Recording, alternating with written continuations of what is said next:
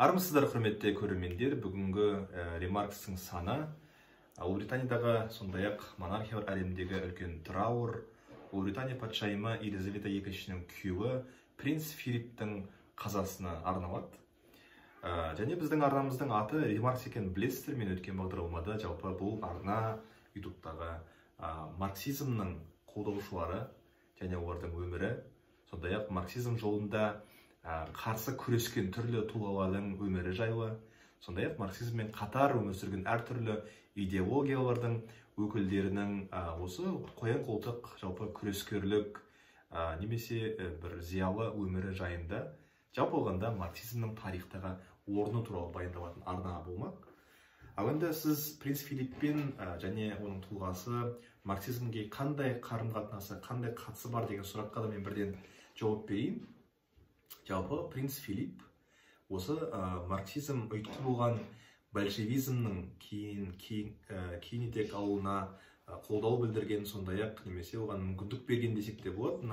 Еуропадағы Романовтар әулетінің соңғы билеуші екі өкілі Николай II патша мен оның әйелі Александра Федоровна осы жақында қайтыс болған Филипптің туысқандары болып келеді. Қалайша дейсіздер ғой? Шамалы баяндай. Виктория патшайымы бар Ұлыбританияда болған кезінде, өзіңіз білесіздер, Экспоның авторларының бірі өзінің күйеуі Альберт пен Викторияның екінші қызы Алисаның екі баласына мән берсек, оның біреуі Виктория Гессен Дармштадт, бұл біздің айтып отырған Филипптің өзінің нағашы әжесі болып келген. Ал енді Алисаның кейін кіші қызы Алекс, бұл кейіннен Николай II патшаға үйленіп, оның аты Александра Федоровнаға аталады. Яғни байланысты сезіп отырсыздар. Николай II-ның әйелі Алекстің анасы Алиса, сондай-ақ Филипптің өзінің туған әжесі Виктория Гессен Дармштадт екеуі бір үйден шыққан апалас сіңілі болып келеді. Енді екінші бағытпен де қарасақ туысқандық линия бар. Бұл ретте біз Дания корольдік әулетін талдайтын болсақ, онда Кристиан атты патшаның екі баласына мән берейік. Біреуі Мария София Дагмар, бұл кейіннен бұл кісі Ресейдің патшасы Александр үшіншінің әйелі болады. Сондай-ақ Николай екіншінің анасы.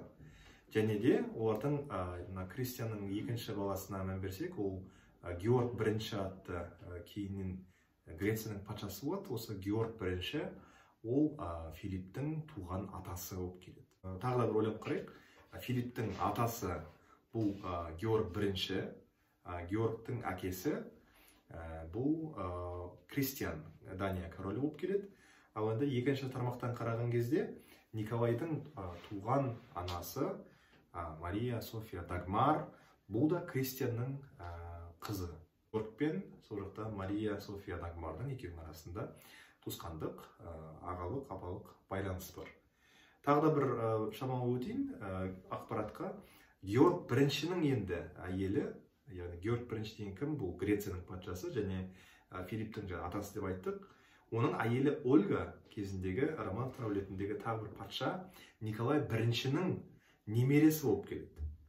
Яғни көріп отырсыздар, енді бұл қайтыс болған Филипп принц Романовтар әулетінен жалпы алғанда Ресейдегі билеуші тап өкілдерімен үлкен туысқандық байланыста болғанын көруге болады. Ал енді біз сол бір туысқандықтың бірін айттық.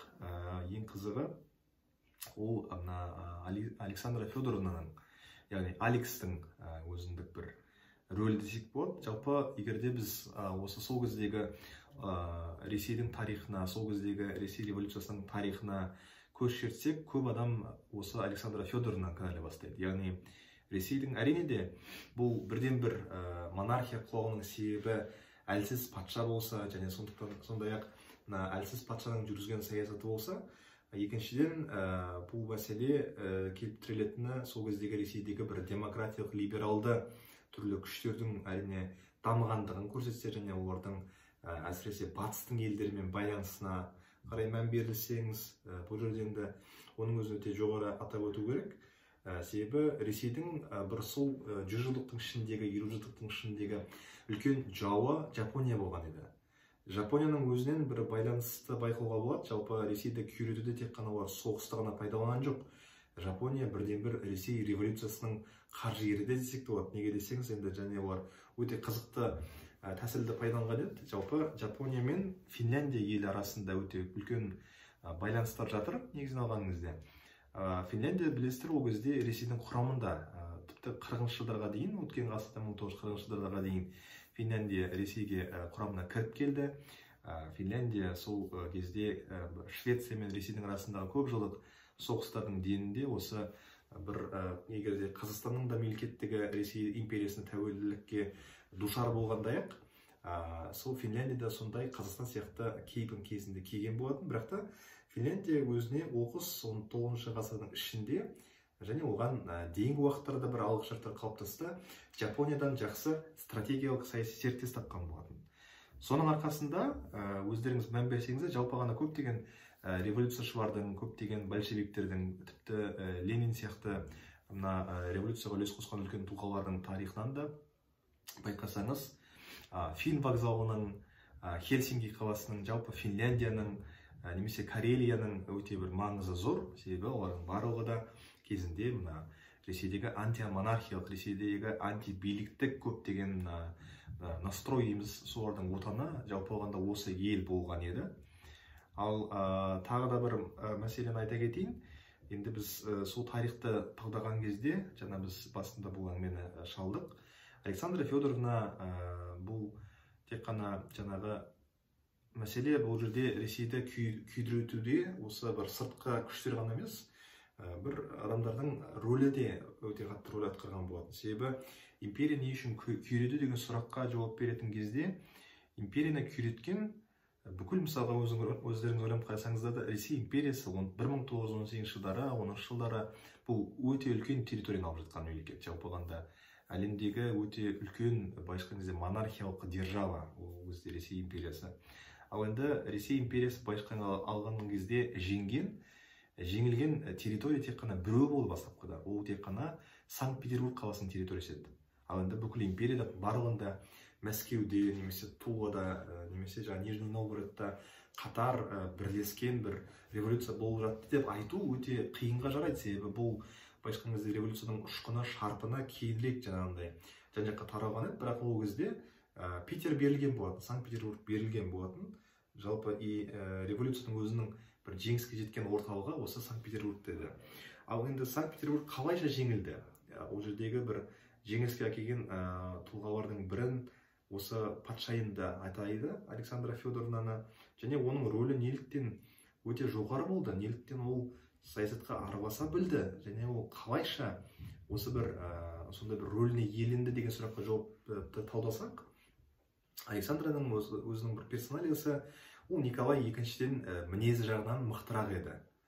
Екіншіден тағы бір мән беретін жағдай, Александра ұлты бір жөнінен неміс еді. Бұл кейіннен православияға өткен неміс өкілінің дінінен де, жалпы халқы жөнінен де өзге орыс емес еді.